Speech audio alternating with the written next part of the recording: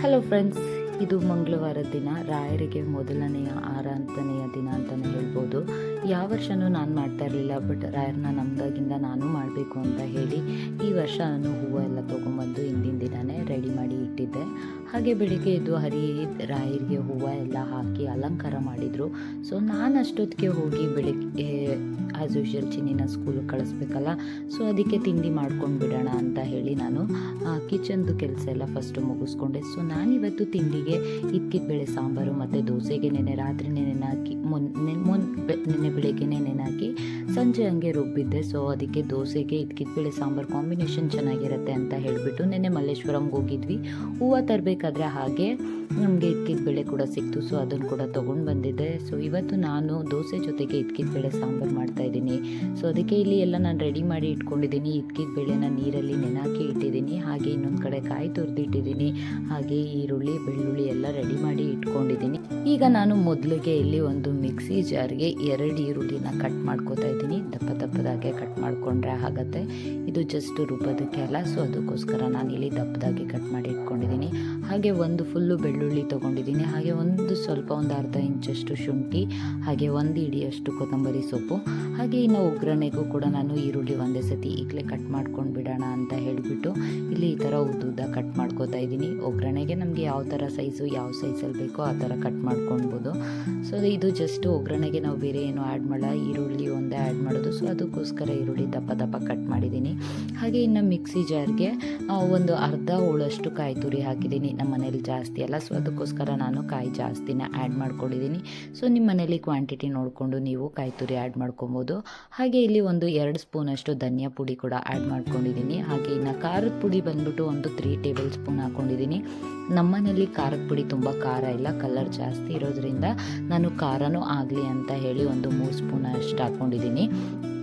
ನಿಮ್ಮ ಮನೇಲಿ ಖಾರದ ಪುಡಿ ಯಾವ ಥರ ಇದೆ ಅಂತ ನೋಡಿಕೊಂಡು ನೀವು ಖಾರದ ಪುಡಿನ ಆ್ಯಡ್ ಮಾಡ್ಕೊಳ್ಬೋದು. ಇನ್ನು ಸಾಂಬಾರು ಗಟ್ಟಿಯಾಗಿ ಬರಲಿ ಅಂತ ಹೇಳಿಬಿಟ್ಟು ನಾನು ಒಂದು 2 ಟೇಬಲ್ ಸ್ಪೂನಷ್ಟು ಕಡಲೆ ಹಾಕ್ಕೊಂಡಿದ್ದೀನಿ. ನಾನು ಎಲ್ಲನೂ ಕೈಯಳ್ತಲೇ ಮಾಡೋದು, ಯೂಶಲಿ ಯಾವುದು ಟೇಬಲ್ ಸ್ಪೂನ್ ಲೆಕ್ಕದಲ್ಲಿ ಯಾವತ್ತೂ ಮಾಡಲ್ಲ, ನನಗೆ ಅಭ್ಯಾಸ ಆಗಿಬಿಟ್ಟಿದೆ. ಸೊ ನಿಮಗೆ ಕನ್ಸಿಸ್ಟೆನ್ಸಿ ಯಾವ ಥರ ಬೇಕು ಅಂತ ನೋಡಿಕೊಂಡು ನೀವು ಕಡಲೆ ಎಲ್ಲ ಹಾಕ್ಕೋಬೋದು. ಸೊ ನಾನು ಇಷ್ಟು ಹಾಕ್ಕೊಂಡು ಅದನ್ನು ರುಬ್ಕೋಬೇಕು. ಹಾಗೆ ಇನ್ನೊಂದು ಕಡೆ ನಾನು ಇಲ್ಲಿ ಸ್ಟೌವಲ್ಲಿ ಎಣ್ಣೆ ಕೂಡ ಕಾಯೋದಕ್ಕೆ ಇಟ್ಟಿದ್ದೀನಿ ತಪ್ಪಲೆಯಲ್ಲಿ. ಸೊ ಅದು ಎಣ್ಣೆ ಕಾಯಿದ ಮೇಲೆ ನಾವು ಉದ್ದಕ್ಕೆ ಈರುಳ್ಳಿ ಕಟ್ ಮಾಡಿ ಇಟ್ಕೊಂಡಿದ್ವಿ ಅಲ್ಲ, ಸೊ ಅದನ್ನು ಇಲ್ಲಿ ನಾವು ಬೇಯಿಸ್ಕೋಬೇಕಾಗತ್ತೆ ಎಣ್ಣೆಲೇ. ಜಸ್ಟು ಬೇರೆ ಒಗ್ಗರಣೆಗೆ ಏನೂ ಹಾಕ್ಕೊಳ್ಳೋಂಗಿಲ್ಲ, ಈರುಳ್ಳಿ ಒಂದೇ ಹಾಕ್ಕೊಂಡ್ರೆ ಸಾಕಾಗುತ್ತೆ. ಸೊ ಇಲ್ಲಿ ಈ ಥರ ಇಲ್ಲಿ ನಾನು ಹುರ್ಕೊಳ್ತಾ ಇದ್ದೀನಿ. ಇದು ನಮಗೆ ಗೊತ್ತಾಗುತ್ತೆ ಅಲ್ಲ ಈರುಳ್ಳಿ ಬೆಂದಿದೆಯೋ ಇಲ್ವೋ ಅಂತ. ಸೊ ಈರುಳ್ಳಿ ಬೆಂದಾದ್ಮೇಲೆ ನಾನು ಮಸಾಲೆ ರುಬ್ಬಿ ಇಟ್ಕೊಂಡಿದ್ದೆ ಅಲ್ಲ, ಸೊ ಅದನ್ನು ಇಲ್ಲಿ ಒಗ್ಗರಣೆಗೆ ಹಾಕ್ಕೊಳ್ತಾ ಇದ್ದೀನಿ. ನಮಗೆ ಕನ್ಸಿಸ್ಟೆನ್ಸಿ ನೋಡಿಕೊಂಡು ನೀರನ್ನ ಆ್ಯಡ್ ಮಾಡ್ಕೋಬೋದು. ನಾನು ಮಿಕ್ಸಿ ಜಾರ್ಗೆ ಒಂದು ಸ್ವಲ್ಪ ನೀರು ಹಾಕ್ಕೊಂಡು ಅದರಲ್ಲಿ ಇದ್ದಿದ್ದ ಮಸಾಲೆನೆಲ್ಲ ತೆಗೆದು ನಾನು ಇಲ್ಲಿ ತಪ್ಪಲೆಗೆ ಹಾಕ್ಕೋತಾ ಇದ್ದೀನಿ. ನಮಗೆ ಕನ್ಸಿಸ್ಟೆನ್ಸಿ ತೆಳ್ಳು ಬೇಕು ಅಂದರೆ ತೆಳ್ಳು ಮಾಡ್ಕೋಬೋದು, ಸ್ವಲ್ಪ ಗಟ್ಟಿ ಬೇಕು ಅಂದರೆ ಗಟ್ಟಿ ಮಾಡ್ಕೋಬೋದು. ನಾನು ದೋಸೆ ಮಾಡ್ತಾ ಇರೋದಕ್ಕೆ ಸ್ವಲ್ಪ ಗಟ್ಟಿನೇ ಮಾಡ್ಕೋತೀನಿ. ಹಾಗೆ ಕಾಳನ್ನ ನಾವು ಈ ಮಸಾಲೆಯಲ್ಲೇ ಬೇಯಿಸೋದ್ರಿಂದ ಸ್ವಲ್ಪ ಫಸ್ಟು ನೀರು ಜಾಸ್ತಿನೇ ಹಾಕೋಬೇಕು, ಯಾಕಂದರೆ ಕುದೀತಾ ಅದು ಗಟ್ಟಿ ಆಗುತ್ತೆ. ಸೊ ಅದಕ್ಕೋಸ್ಕರ ನಾನು ಸ್ವಲ್ಪ ನೀರನ್ನ ಜಾಸ್ತಿನೇ ಆ್ಯಡ್ ಮಾಡ್ಕೊತಾ ಇದ್ದೀನಿ. ಸೊ ನೀರು ಹಾಕ್ಕೊಂಡಾದ್ಮೇಲೆ ಅದು ಒಂದು ಕುದಿ ಬರೋ ತನಕನಾದರೂ ವೆಯ್ಟ್ ಮಾಡ್ಬೋದು, ಇಲ್ಲ ಹಿಂದೆನೇ ನಾವು ಬೇಳೆ ಇಟ್ಕೊಂಡಿರ್ತೀವಿ ಅಲ್ಲ, ಸೊ ಅದನ್ನು ಕೂಡ ಇಲ್ಲಿ ನಾನು ಆ್ಯಡ್ ಮಾಡ್ಕೋತಾ ಇದ್ದೀನಿ.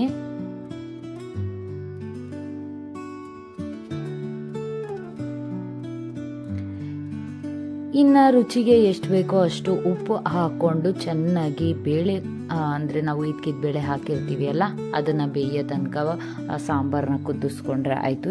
ಬೇಳೆ ಸಾಂಬಾರು ತುಂಬ ಚೆನ್ನಾಗಿ ರೆಡಿ ಆಗುತ್ತೆ. ಇದಕ್ಕೆ ಕಾಂಬಿನೇಷನ್ ಆಗಿ ಮಧ್ಯಾಹ್ನದ ಹೊತ್ತು ಇಲ್ಲ ರಾತ್ರಿ ಹೊತ್ತು ಮುದ್ದೆ ಕೂಡ ಮಾಡ್ಕೋಬೋದು, ತುಂಬ ಚೆನ್ನಾಗಿರುತ್ತೆ ಬೇಳೆಗೆ. ನಾನಿವತ್ತು ದೋಸೆಗೆ ಮಾಡ್ತಾ ಇರೋದ್ರಿಂದ ಅದು ಸ್ವಲ್ಪ ಜಾಸ್ತಿ ಹೊತ್ತೇ ಕುದಿಸ್ತೀನಿ, ಯಾಕಂದರೆ ಸ್ವಲ್ಪ ಗಟ್ಟಿಯಾಗಬೇಕು ಅಂತ ಹೇಳಿ. ಇನ್ನು ಅತ್ತೆ ಮಾವ ಕೂಡ ಇದ್ದಿದ್ರು, ಸೊ ಅವ್ರಿಗೋಸ್ಕರ ಅಂತ ಹೇಳಿ ನಾನು ಇನ್ನೊಂದು ಕಡೆ ಟೀ ರೆಡಿ ಮಾಡ್ಕೋತಾ ಇದ್ದೀನಿ. ಒಂದು ಕಡೆ ಹಾಲಿಟ್ಟಿದ್ದೀನಿ, ಇನ್ನು ಮಗನ ಕೂಡ ಹಾಲು ಕೊಡಬೇಕಲ್ಲ. ಇನ್ನು ನಾನಿಲ್ಲಿ ಅಡುಗೆ ಎಲ್ಲ ಮುಗಿಸ್ಕೊಂಡು ಹೋಗಿ ರಾಯರ ಪೂಜೆ ಬೇರೆ ಮಾಡಬೇಕು. ಹಾಗೆ ಚಿನ್ನಿನ ಕೂಡ ರೆಡಿ ಮಾಡಬೇಕು. ಬೆಳಗ್ಗೆ ಹೊತ್ತು ಯೂಶಲಿ ಇದೇ ಥರ ಹೆಕ್ಟಿಕ್ಕಾಗೇ ಇರುತ್ತೆ ಅಂತಲೇ ಹೇಳ್ಬೋದು, ಬಟ್ ಏನೂ ಮಾಡೋಕ್ಕಾಗಲ್ಲ, ಹೆಣ್ಮಕ್ಳಿಗೆ ಇದ್ದಿದ್ದೆ ಅಲ್ಲ. ಸೊ ಇನ್ನು ಚಿನಿಮಾ ಸ್ನ್ಯಾಕ್ಸ್ಗೆ ಅಂತ ಹೇಳಿಬಿಟ್ಟು ನಾನು ಪೊಮೊಗ್ರನೇಟ್ ಆ್ಯಡ್ ಮಾಡಿದ್ದೆ. ನಮ್ಮ ಮನೇಲಿ ದಿನ ಒಂದಲ್ಲ ಒಂದು ಪ್ರಾಬ್ಲಮ್ ಆಗ್ತಾನೆ ಇದೆ. ಮೇ ಬಿ ತುಂಬ 10 ವರ್ಷ ಆಯ್ತಲ್ಲ ನಾವು ಮನೆ ಕಟ್ಟಿ, ಸೊ ಎಲ್ಲನೂ ಕೈ ಕೊಡ್ತಾನೆ ಇದೆ ಅಂತಲೇ ಹೇಳ್ಬೋದು. ಒಂದು ಕಡೆಯಿಂದ ಪ್ರತಿಯೊಂದು ಸರ್ವಿಸ್ ಆಗ್ತಾಯಿದೆ. ಸೊ ಇವತ್ತು ಮೋಟ್ರು ಕೆಟ್ಟೋಗ್ಬಿಟ್ಟಿತ್ತು, ಸೊ ಅದಕ್ಕೋಸ್ಕರ ನೀರನ್ನ ನಾವು ಫಿಲ್ಟ್ರಿಂದ ಇಡಿಸ್ಕೊಂಡು ಬಂದು ನಾವು ಅದರಲ್ಲೇ ಯೂಸ್ ಮಾಡ್ತಾಯಿದ್ದೀವಿ. ಇನ್ನು ನಾನು ಅಡುಗೆ ಎಲ್ಲ ಮುಗಿಸ್ಕೊಂಡು ಬಂದು ಇಲ್ಲಿ ರಾಯರಿಗೆ ಪೂಜೆ ಮಾಡ್ತಾಯಿದ್ದೀನಿ. ಅರಿ ಹೂವು ಎಲ್ಲ ಹಾಕಿ ಅಲಂಕಾರ ಮಾಡಿದ್ರಿಂದ ನನಗೆ ಅಷ್ಟೇನು ಕಷ್ಟ ಆಗಲಿಲ್ಲ. ಸೊ ಚಿನ್ನಿಗೆ ರೆಡಿ ಮಾಡಿಬಿಟ್ಟು ಬಂದು ನಾನು ಇಲ್ಲಿ ದೀಪ ಹಚ್ಚುತ್ತಾ ಇದ್ದೀನಿ. ರಾಯರದು ಪೂಜೆ ಮುಗಿಸ್ಕೊಂಡೋಗಿ ಮತ್ತು ಆ್ಯಸ್ ಯೂಶುವಲ್ ಚಿನ್ನಿಗೆ ನಾನು ತಿಂಡಿ ತಿನ್ನಿಸ್ಬೇಕಿತ್ತು. ಸೊ ಅದಕ್ಕೋಸ್ಕರ ನಾನು ಬೇಗನೆ ಪೂಜೆ ಮಾಡಿಕೊಂಡೆ ಅಂತ ಹೇಳ್ಬೋದು. ಇವತ್ತು ಟೆಂಪಲ್ಗೆ ಹೋಗ್ತೀನಿ ಅಂತ ಹೇಳಿಬಿಟ್ಟು, ಹಾಗೆ ಇವತ್ತು ರಾಯರ ಆರಾಧನೆ ದಿನ ಆಗಿರೋದ್ರಿಂದ ನಾನು ಇಲ್ಲಿ ಸ್ಯಾರಿನ ವೇರ್ ಮಾಡಿದ್ದೀನಿ. ಹಾಗೆ ರಾಯರ ಪೂಜೆ ಮುಗಿಸ್ಕೊಂಡೆ.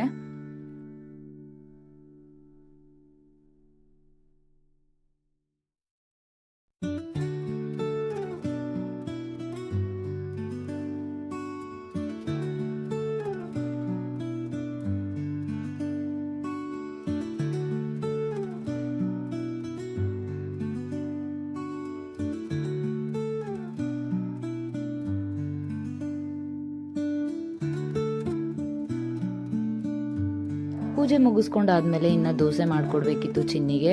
ಸೊ ಬಾಕ್ಸ್ಗೆ ಮತ್ತು ಚಿನ್ನಿಗೆ ಅಂತ ಹೇಳಿ ದೋಸೆ ಮಾಡ್ತಾಯಿದ್ದೀನಿ. ಅವನಿಗೆ ಈ ಥರ ದೊಡ್ಡದಾಗಿ ಹಾಕೋದಕ್ಕಿಂತ ಚಿಕ್ಕದಾಗಿ ಹಾಕ್ಕೊಟ್ರೆ ತುಂಬ ಚೆನ್ನಾಗಿ ಇಷ್ಟಪಟ್ಟು ತಿಂತಾನೆ. ಸೊ ಅದಕ್ಕೋಸ್ಕರ ನಾನು ಇವಾಗ ಈ ನಡುವೆ ಅವನಿಗೆ ಚಿಕ್ಕ ದೋಸೆಗಳನ್ನೇ ಮಾಡಿಕೊಡ್ತೀನಿ. 2 ಸತಿ ಮಾಡಿದ್ರೆ ಆಯಿತು, ಇಷ್ಟೇ ತಿನ್ನೋದು, ಜಾಸ್ತಿ ಊಟ ಕೂಡ ತಿನ್ನಲ್ಲ.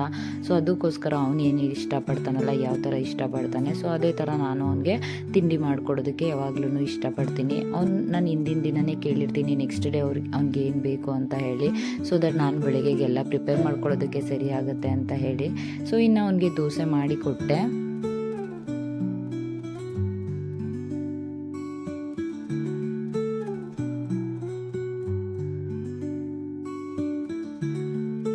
ತಿಂಡಿ ಎಲ್ಲ ಮುಗಿಸಿದ್ಮೇಲೆ ಇವತ್ತು ರಾಯರ ದೇವಸ್ಥಾನಕ್ಕೆ ಹೋಗಬೇಕಿತ್ತಲ್ಲ. ಇನ್ನು ರಾಯರ ದೇವಸ್ಥಾನದಲ್ಲಿ ರಶ್ ಇರುತ್ತೆ ಅಂತ ಅಂದ್ಕೊಂಡ್ವಿ. ಸೊ ಅದಕ್ಕೋಸ್ಕರ ಚಿನ್ನಿನ ನಮ್ಮ ಮಾವನ ಜೊತೆ ಸ್ಕೂಲಿಗೆ ಕಳಿಸ್ತಾ ಇದ್ದೀನಿ. ನಾವು ಡೈರೆಕ್ಟಾಗಿ ದೇವಸ್ಥಾನದ ಹತ್ರನೇ ಹೋಗಿಬಿಡೋಣ, ರಶ್ ಆಗಿಬಿಡುತ್ತೆ ಅಂತ ಹೇಳಿಬಿಟ್ಟು ನಾವು ಚಿನ್ನಿನ ಇವತ್ತು ನಮ್ಮ ಮಾವನ ಜೊತೆ ಕಳಿಸ್ದೆ. ಚಿನ್ನಿಗೆ ನಮ್ಮ ಮಾವನ ಜೊತೆ ಓಡಾಡೋದು ಅಂದರೆ ತುಂಬಾ ಇಷ್ಟ. ಯಾಕಂದರೆ ಅವ್ರಿಗೆ ಏನೋ ಅವ್ನಿಗೆ ರೆಸ್ಟ್ರಿಕ್ಟ್ ಮಾಡಲ್ಲ, ಬಟ್ ನಾವಾದರೆ ಪ್ರತಿಯೊಂದಕ್ಕೂ ರೆಸ್ಟ್ರಿಕ್ಟ್ ಮಾಡ್ತೀವಲ್ಲ. ಸೊ ಅದಕ್ಕೆ ಅವ್ರಿಗೆ ನಮಗಿಂತ ನನ್ನ ಮಾವನ ಕಂಡ್ರೆ ತುಂಬ ಇಷ್ಟ. ಸೊ ನಾವಿನ್ನು ರಾಯರ ದೇವಸ್ಥಾನದ ಹತ್ರ ಹೋಗಿದ್ವಿ. ಆಮೇಲೆ ಮತ್ತೆ ನನ್ನ ಫ್ರೆಂಡ್ಸ್ ಕೂಡ ಹೋಗೋಣ ರಾಯರ ದೇವಸ್ಥಾನ ಅಂತ ಹೇಳಿದ್ರು. ನಮ್ಗೆ ಇಲ್ಲಿ ಗಾಡಿಗಳು ಇಲ್ದಿರೋದಕ್ಕೆ ಖಾಲಿ ಇದೆ ನಾನು ಫ್ರೆಂಡ್ಸ್ ಜೊತೆ ಕೂಡ ಹೋಗಿದ್ವಿ. ಹಾಗೆ ಇವತ್ತು ಅಲ್ಲಿ ರಂಗೋಲಿ ಎಲ್ಲ ಹಾಕ್ತಾ ಇದ್ರು. ಸೊ ರಾಯರ ಮುಗಿಸ್ಕೊಂಡು ನಾವು ಒಳಗಡೆ ಹೋಗಕ್ಕೆ ನನ್ನ ಫ್ರೆಂಡ್ಸ್ ಎಲ್ಲ ಕೂಡ ರಂಗೋಲಿ ಹಾಕೋಣ ಅಂತ ಅನ್ಕೊಂಡ್ವಿ. ನನಗೆ ಅಷ್ಟಾಗಿ ರಂಗೋಲಿ ಹಾಕೋದಕ್ಕೆ ಬರಲ್ಲ, ಬಟ್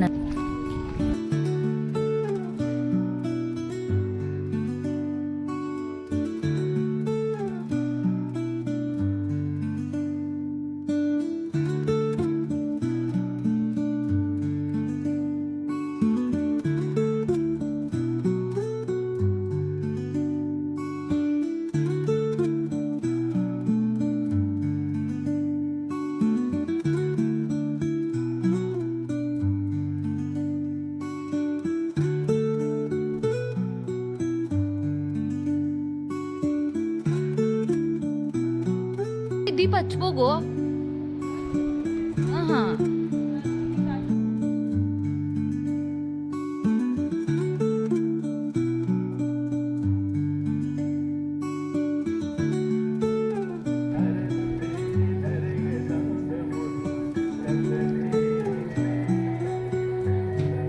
ಎಷ್ಟರಿಂದ ಎಷ್ಟು? 5ರಿಂದ 6.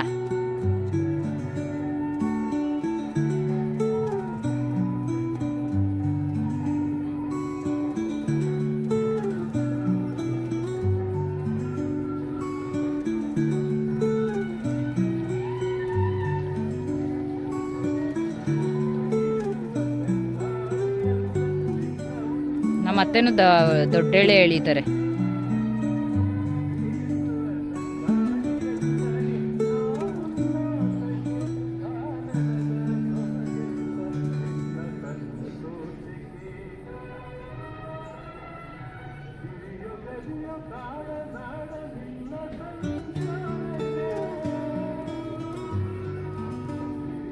ಏಯ್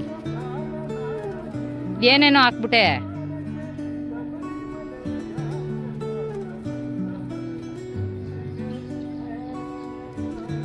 ಅವಳೇನ ಬಾಕ್ಸ್ ಹಾಕ್ತವಳೆ.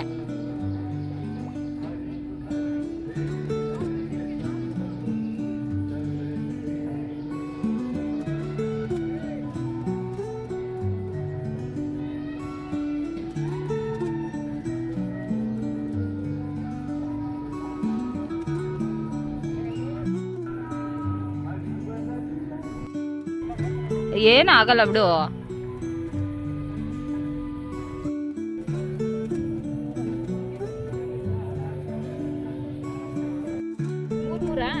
ಆಮೇಲೆ ಏನ್ ಮಾಡ್ಬೇಕು? ಅವರೆಲ್ಲ ರಂಗೋಲಿ ಹಾಕಿದ್ಮೇಲೆ ಹಾಗೂ ಈಗ ನನ್ನ ಫ್ರೆಂಡ್ ಒಂದು ಚಿಕ್ಕದಾಗಿ ರಂಗೋಲಿ ಹಾಕೋದನ್ನ ಹೇಳ್ಕೊಟ್ರು. ಸೊ ರಂಗೋಲಿ ಹಾಕಿದೆ ನಾನು ಕೂಡ. ಹಾಗೆ ಇನ್ನು ನನ್ನ ಫ್ರೆಂಡ್ ಮನೆ ಹತ್ರ ಹೋಗಿ ಬರೋಣ. ಅವಳು ದೇವಸ್ಥಾನಕ್ಕೆ ಬರೋ ಹಂಗಿರಲಿಲ್ಲ, ಯಾಕಂದರೆ ಅವ್ರ ಮನೇಲಿ ಪಾಪು ಇದೆ, ಅವಳು ಪಾಪುನ ಬಿಟ್ಟು ಬರೋದಕ್ಕಾಗಲ್ಲ. ಸೊ ಅದಕ್ಕೆ ದೇವಸ್ಥಾನಕ್ಕೆ ಬಂದಿರಲಿಲ್ಲ. ಸೊ ನಾವೇ ಅವಳನ್ನ ಮೀಟ್ ಮಾಡೋಣ ಅಂತ ಹೇಳಿ ಅವ್ರ ಮನೆಗೆ ಹೋಗಿದ್ವಿ. ಹಾಗೆ ಸ್ವಲ್ಪ ಹೊತ್ತು ಪಾಪು ಜೊತೆ ಆಟ ಆಡಿಕೊಂಡು ನಾವು ವಾಪಸ್ ಮನೆಗೆ ಬಂದ್ವಿ.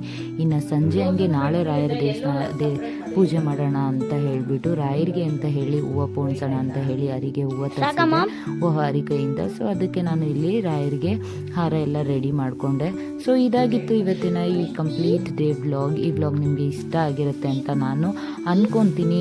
ಯಾರ್ಯಾರಿಗೆ ಇಷ್ಟ ಆಗಿದ್ದರೆ ನನ್ನ ಸಪೋರ್ಟ್ ಮಾಡಿ, ಹಾಗೆ ಲೈಕ್ ಮಾಡಿ. ಹಾಗೆ ಈ ವಿಡಿಯೋ ನಿಮಗೆ ಇಷ್ಟ ಆಗಿದ್ದರೆ ಶೇರ್ ಮಾಡಿ. Thank you for watching. See you in the next vlog.